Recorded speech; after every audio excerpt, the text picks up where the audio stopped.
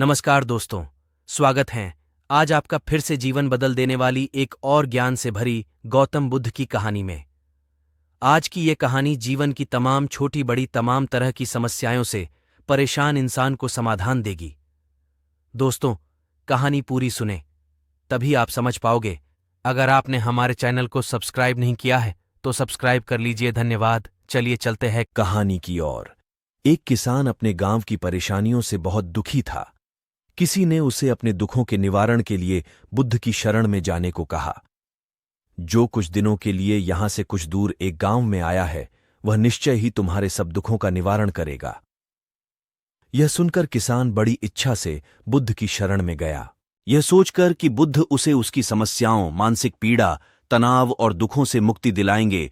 वह बुद्ध के पास पहुंचा।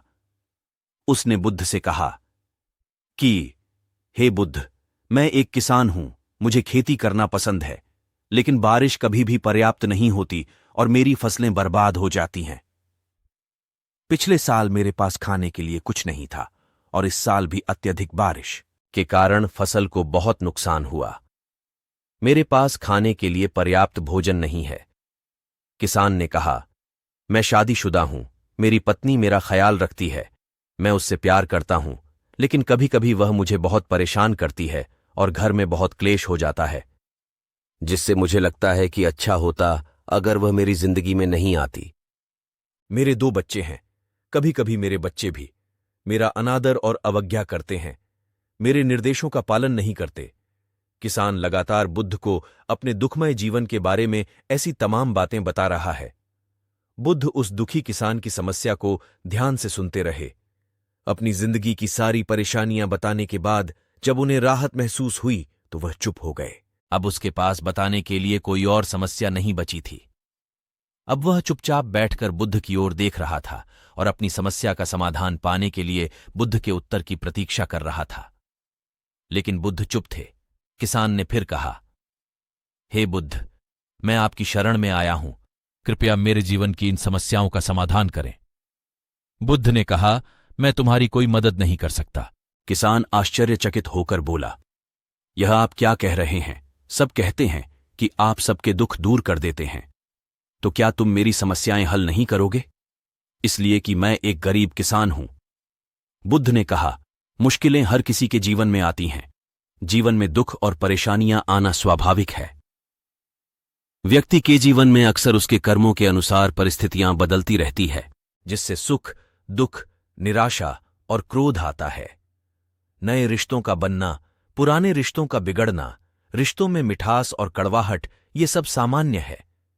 यह जीवन का हिस्सा है और यह जीवन का चक्र है। हकीकत तो यह है कि हम सभी के जीवन में 83 प्रकार की कठिनाइयां हैं। इन कठिनाइयों का समाधान आप और मैं नहीं कर सकते, कोई नहीं कर सकता। जिंदगी और जिंदगी में बनने वाले रिश्ते स्थिर नहीं होते। एक दिन रिश्तेदार भी चले जाएंगे और जिंदगी भी खत्म हो जाएगी, लेकिन ये समस्याएं वैसे ही रहेंगी जैसे आज आपकी जिंदगी में हैं और कल किसी और की जिंदगी में होंगी। इस पर किसान अपना नियंत्रण खो देता है और क्रोधित हो जाता है और ऊंची आवाज में बुद्ध से कहता है कि हर कोई कहता है कि तुम एक महात्मा, एक सिद्ध पुरुष, एक प्रबुद्ध व्यक्ति हो। मैं इस विश्वास के साथ यहां आया हूं कि आप मेरी मदद करेंगे। यदि आप मेरी समस्याएं हल नहीं कर सकते तो मेरा यहां आना व्यर्थ था। हर कोई झूठ बोलता है कि वे समस्याओं का समाधान करते हैं। आपने मेरी एक भी समस्या का समाधान नहीं किया। तुमसे अच्छे तो वह महात्मा हैं जो 2 वर्ष पहले मेरे घर आए थे। उन्होंने मेरे लिए यज्ञ कराया, दान दक्षिणा दिलवाई और मेरे मन को असीम शांति मिली। कुछ सुख भी बढ़े और कुछ दुख भी कम हुए, लेकिन तुमने मेरी कोई भी समस्या हल नहीं की। तुमने मुझे सीधे तौर पर मना कर दिया। बुद्ध ने कहा, क्या वह सब करने से जीवन के सारे दुख समाप्त हो गए? नहीं। इतना कुछ करने के बाद भी अब आप इतने परेशान क्यों हैं? अब आप पहले से भी ज्यादा दुखों से घिर गए हैं। तात्पर्य यह है कि जीवन में दुख कभी समाप्त नहीं होते। किसान बोला, तो क्या मैं मान लूं कि तुम मेरी मदद नहीं कर सकते? यदि आप ऐसी छोटी छोटी बातों का समाधान नहीं कर सकते तो आपके उपदेशों का क्या लाभ? बुद्ध ने कहा, मैं तुम्हारी 84वीं समस्या का समाधान तो नहीं कर सकता, लेकिन हां, मैं तुम्हारी 84वीं समस्या का समाधान अवश्य कर सकता हूं। किसान आश्चर्यचकित हो गया और बोला, 84वीं समस्या क्या है बुद्ध? बुद्ध ने कहा, यानी कि तुम अपने जीवन में कोई समस्या नहीं चाहते। आपकी सारी समस्याएं इसी समस्या के कारण उत्पन्न हुई हैं। यदि आप इस तथ्य को स्वीकार कर लें कि जीवन में समस्याएं मौजूद हैं और समस्याएं जीवन का हिस्सा हैं, तो आप जीवन की समस्याओं से विचलित नहीं हो पाएंगे।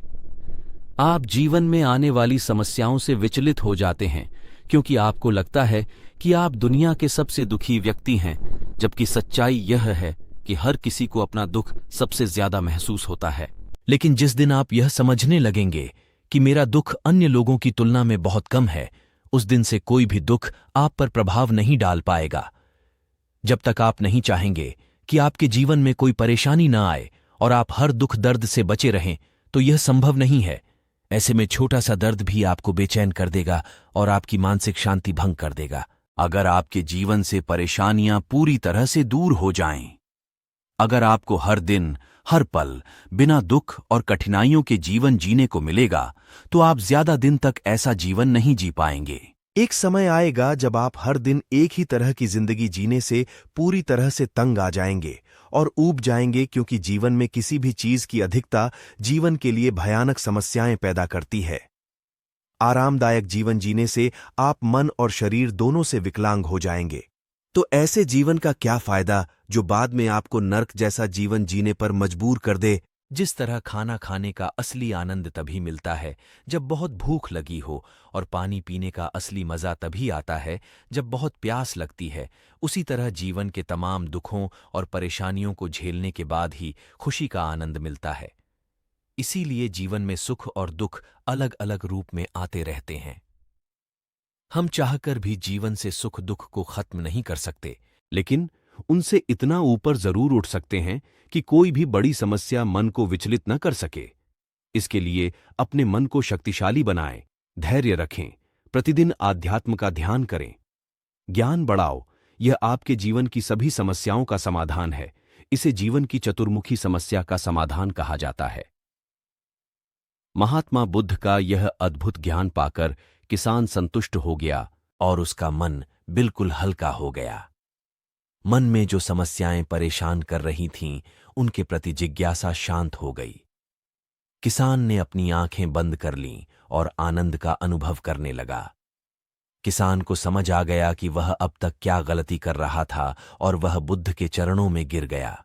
तो दोस्तों, मुझे उम्मीद है कि महात्मा बुद्ध की इस कहानी बुद्ध प्रेरणादायक के माध्यम से आपके जीवन की कई समस्याएं समाप्त हो गई होंगी या कुछ समस्याओं का समाधान मिल गया होगा।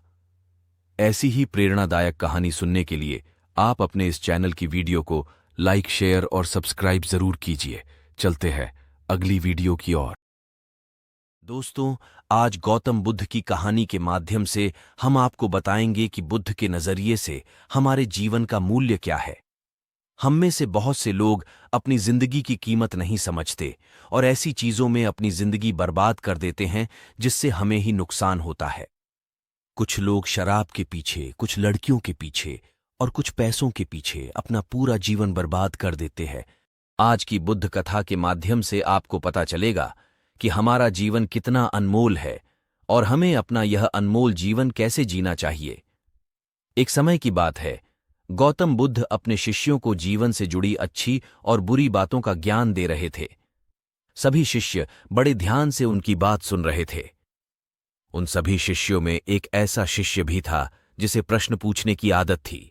वह उठकर गौतम बुद्ध के पास गया और उनसे बोला, आप हमें जीवन के बारे में जो कुछ भी सिखा रहे हैं उसका क्या फायदा, क्योंकि हम में से कई बच्चे तो यह भी नहीं जानते कि हमारे जीवन का मूल्य क्या है और यह जीवन कितना कीमती है हमारे लिए। पहले कृपया हमें बताएं कि इस जीवन का मूल्य क्या है। बुद्ध ने अपने शिष्य की बात सुनकर अपने कमरे में जाकर पत्थर का एक चमकता हुआ टुकड़ा ले आया। मैं तुम्हें इस जीवन का मूल्य तब बताऊंगा जब तुम्हें इस पत्थर का सही मूल्य पता चलेगा, उन्होंने कहा और टुकड़ा अपने शिष्य को दे दिया। आप इस पत्थर के टुकड़े को किसी को ना बेचें। शिष्य गौतम बुद्ध की बात मानकर बाजार की ओर चले गए। उसने पहले बाजार में एक फल विक्रेता को देखा और उसे एक पत्थर दिखाकर पूछा, इस पत्थर के बदले तुम मुझे कितने फल दे सकते हो? फल विक्रेता ने कहा, यह पत्थर कोई खास नहीं है, लेकिन फिर भी मैं तुम्हें इसके बदले में 10 केले दे सकता हूं। वह शिष्य उस पत्थर को लेकर आगे बढ़ गया। तभी उनकी मुलाकात एक सब्जी बेचने वाले से हुई। शिष्य ने सब्जी विक्रेता से पत्थर की कीमत पूछी। इस पत्थर की कीमत के बदले मैं तुम्हें अधिक से अधिक सब्जियों से भरा एक थैला दे सकता हूं। सब्जी विक्रेता ने पत्थर को ध्यान से देखा। उस पत्थर को लेकर शिष्य एक सोने के व्यापारी के पास गया। पत्थर के उस टुकड़े की चमक देखते ही सुनार ने उसकी कीमत 100 सोने के सिक्के लगा दी। जब शिष्य ने टुकड़ा बेचने से इनकार कर दिया तो सुनार बदले में 200 सोने के सिक्के देने पर सहमत हो गया, लेकिन शिष्य ने वह पत्थर नहीं बेचा। इसके बाद शिष्य एक हीरे के व्यापारी के पास गया और पत्थर का टुकड़ा उसके सामने रख दिया। जैसे ही हीरे के व्यापारी ने उस पत्थर को देखा, उसने एक साफ कपड़ा बिछाया, उस पर पत्थर रखा, फिर उसकी परिक्रमा की और हाथ जोड़कर पत्थर को कपड़े में लपेटते हुए कहा, तुम जिसे साधारण समझ रहे हो उसकी कीमत पूछ रहे हो। दरअसल यह एक बहुमूल्य माणिक है। ऐसा माणिक हर किसी को नहीं मिलता। अगर मैं अपना सब कुछ बेच भी दूं तो भी मैं उसकी कीमत नहीं चुका सकता। उस व्यापारी की बातें सुनकर शिष्य आश्चर्यचकित रह गया। वह भागता हुआ सीधा बुद्ध के पास आया और बाजार में जो कुछ भी हुआ उसे बताया। उसकी आश्चर्यचकित बातें सुनकर गौतम बुद्ध बोले, तुम्हारे प्रश्न का उत्तर इस माणिक के मूल्य में ही छिपा है। हमारा जीवन भी एक माणिक है। माणिक की तरह यह भी अनमोल है, लेकिन हम इस बात को हमेशा नजरअंदाज कर देते हैं और अपने जीवन की कीमत नहीं समझते हैं। हम दूसरों को देखकर और उनके जैसा जीने की कोशिश करके अपने जीवन का मूल्य कम कर देते हैं। हम सोचते हैं कि हमारे जीवन का मूल्य वही है जो दूसरे हमें बताते हैं, लेकिन हमेशा याद रखें कि दूसरा व्यक्ति आपको अपनी स्थिति, बुद्धि और समझ के अनुसार महत्व देता है। जीवन केवल एक बार मिलता है, इसलिए इसे बर्बाद मत करो। अपने जीवन को उतना ही मूल्यवान समझें जितना आप अपने बैंक में मौजूद पैसों को मानते हैं। आज के समय में लोग प्यार, पैसा और दिखावा जैसी चीजों को अपनी जान से भी ज्यादा कीमती मानते हैं। लोग प्यार की वजह से आत्महत्या कर लेते हैं। पैसे के नाम पर वो ऐसे काम करने लगते हैं जिससे उनकी जिंदगी बर्बाद हो जाती है। नाम कमाने के नाम पर वो गलत काम करने लगते हैं। हमेशा याद रखें कि दिखावा करना जरूरी नहीं है। प्यार दोबारा पाया जा सकता है, पैसा दोबारा कमाया जा सकता है, लेकिन जिंदगी दोबारा नहीं पाई जा सकती। इसलिए अपना अनमोल जीवन अच्छे से जिएं, हर सेकंड का आनंद लें। कभी यह मत सोचो कि तुम इस दुनिया में किसी काम के नहीं हो। यह कभी मत सोचो कि तुम्हारा जीवन निरर्थक है। तुम्हारे होने या न होने से कोई फर्क नहीं पड़ता। जब भी आपके मन में ऐसे नकारात्मक विचार आएं, तो बस खुद को याद दिलाएं कि जीवन एक रत्न है और यह अमूल्य है।